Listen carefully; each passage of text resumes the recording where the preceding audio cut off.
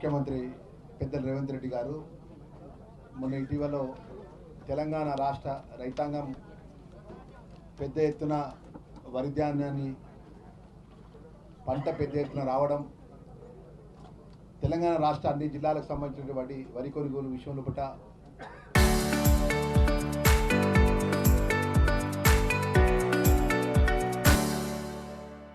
రైతుకు ఎక్కడ ఇబ్బంది కావద్దని చెప్పేసి మొన్న జరిగినటువంటి వీడియో కాన్ఫరెన్స్ ద్వారా ఈరోజు గౌరవ సివిల్ శాఖ మంత్రులు పెద్దలు ఉత్తమ్ కుమార్ రెడ్డి గారు, పెద్దలు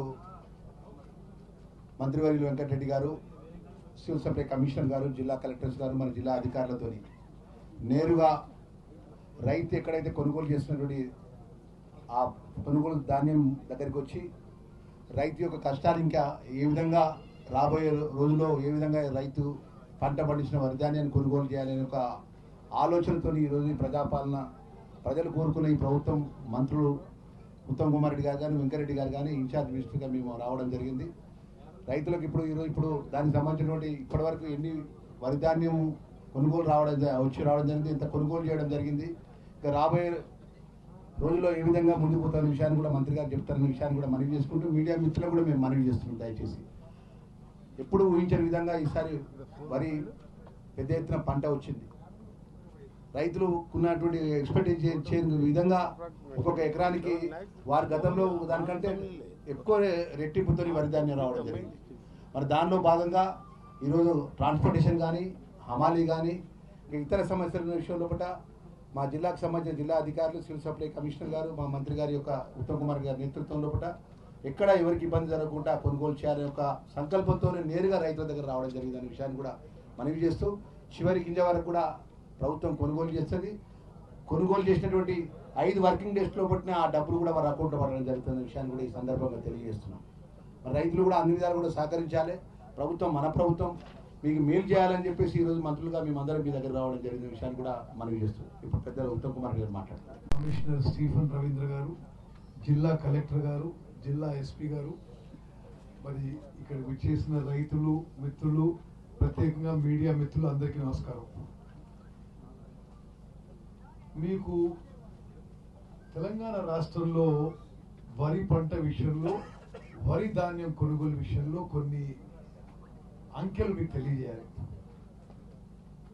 గత 2.5 ఏళ్లుగా తెలంగాణలో కాంగ్రెస్ ప్రభుత్వం ఏర్పడిన తర్వాత భారతదేశంలోనే అత్యంత రికార్డు స్థాయిలో వరి పంట పండిన రాష్ట్రం తెలంగాణ రాష్ట్రం.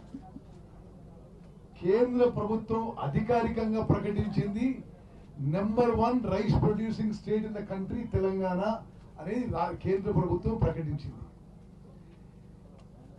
అధిక ధాన్యం, అధిక వరి పండించడం మేము ఎంతో సంతోషిస్తున్నాం. ఈరోజు చాలా స్పష్టంగా మరోమారు మరి ప్రస్తుత కాంగ్రెస్ ప్రభుత్వంలో ముఖ్యమంత్రి రేవంత్ రెడ్డి గారి నాయకత్వంలో తెలంగాణ రాష్ట్రంలో నలుమూలల ప్రతి గ్రామ పంచాయతీలో, ప్రతి ప్రొక్యూర్మెంట్ సెంటర్లో, ప్రతి రైతుకి ఎంఎస్పి వచ్చే విధంగా మా ప్రభుత్వం చర్యలు తీసుకుంటుంది అని చెప్పి మరోసారి మాటిస్తున్నాం. ఈ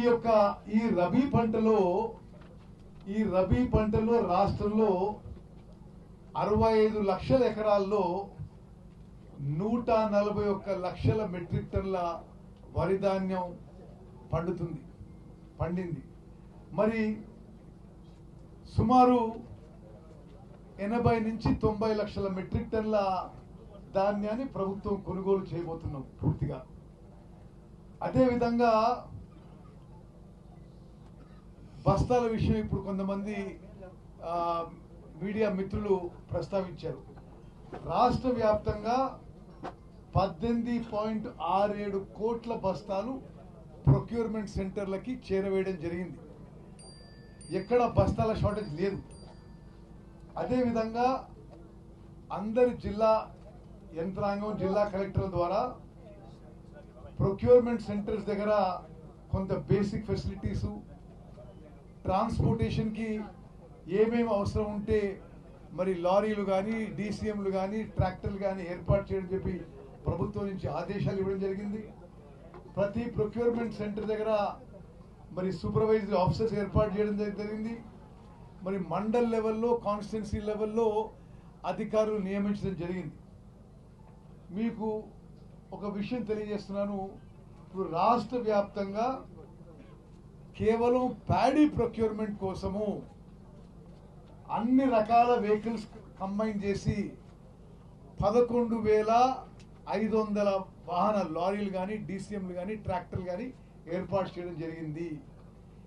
జిల్లా కలెక్టర్లకు కూడా మేము స్పష్టమైన ఆదేశాలు ఇవ్వడం జరిగింది. మీరు ఇంకా ఏ అవసరానికి ఈ వాహనాలు వాడుతున్నా మీరు విత్డ్రా చేసి ఫోర్సిబుల్గా రిక్విజిషన్ చేసి ప్యాడీ ప్రొక్యూర్మెంట్ కోసం ఉపయోగించండి అని చెప్పి రాష్ట్ర వ్యాప్తంగా జిల్లా కలెక్టర్ అందరికీ చెప్పడం జరిగింది. అదేవిధంగా గతంలో ఎన్నడూ లేని విధంగా 800-575 ప్రొక్యూర్మెంట్ సెంటర్స్ తెరిచినాం. ఇన్ని ప్రొక్యూర్మెంట్ సెంటర్స్ గతంలో ఏ పంటలో ఏ ప్రభుత్వం ఏ రాష్ట్రంలో తెరవలేదు. 8,575 ప్రొక్యూర్మెంట్స్ తెరవడం జరిగింది. ఇలా రైతుల కోసం 6 రోజులు ఉచిత కరెంట్ ఇస్తా అంటే దేశంలో ఎక్కడ లేదు. అందరు నవ్వులు, కొందరు ఏదో చేసారు, కరెంట్ రాదు, మీరు బట్టలు ఆ కరెంట్ వైర్ల మీద బట్టలు ఆరేసుకోవాలన్న వాళ్ళు కూడా ఉన్నారు. ఇలా అన్ని రాష్ట్రాలు ఉచిత కరెంట్ ఎందుకు ఇస్తున్నారు? అప్పుడు మన కాంగ్రెస్ పార్టీ రాజశేఖర రెడ్డి ముఖ్యమంత్రిగా సోనియా గాంధీ అనుమతితోని రైతు సంక్షేమ కార్యక్రమాలు మొదలుపెట్టిందే కాంగ్రెస్ పార్టీ. నారాయణ సాగర్ అయినా, బాగ్రా నగర్ అయినా, శ్రీరామ్ సాగర్ అయినా, శ్రీశైలం అయినా కట్టిన డ్యాములు కట్టింది మనం. సొరంగం ఇవాళ 30% పూర్తి చేస్తే నా లక్ష్యంతో పాటు మీరందరూ ఇవాళ 2 పంటలకు నీళ్ళు వచ్చేవారు. కానీ ఇంత ఉత్తమ్ కుమార్ రెడ్డి గారు నన్ను అమెరికా పంపించి అటు దానికి స్పెషల్ గా బేరింగ్ తెప్పించిన పని మొదలుపెట్టి కొన్ని రోజులకు కూలిపోవడం బాధాకరం, 8 మంది చనిపోవడం. అయినా కానీ అక్కడ కష్టపడి ఆయన నెల రోజులు సైట్ లో ఉండి కొత్త టెక్నాలజీ ద్వారా దాని పని మొదలు పెట్టించడం. లైనింగ్ పనులు కూడా కిందికెళ్ళి మొదలు పెట్టాం, పైకి వెళ్ళి కూడా మొదలుపెట్టి డిస్ట్రిబ్యూట్ కెనాల్తో పాటు ఇవన్నీ చేస్తామని. ముఖ్యంగా ఈ రోజు ప్యాడీకి సంబంధించి మన ముఖ్య అధికారులు చేసిన సివిల్ సప్లై మినిస్టర్ గారు మీకు అన్ని చెప్తారు.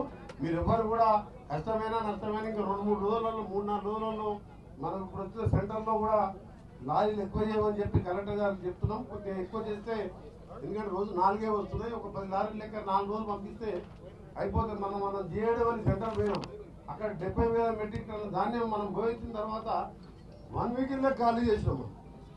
అట్లా ఎక్కడెక్కడ ఒడ్లు ఎక్కువ రోజులు అయిందో ఆ ప్రియారిటీ తీసుకొని ఎక్కువ వెహికల్ పెట్టాలని నా రిక్వెస్ట్.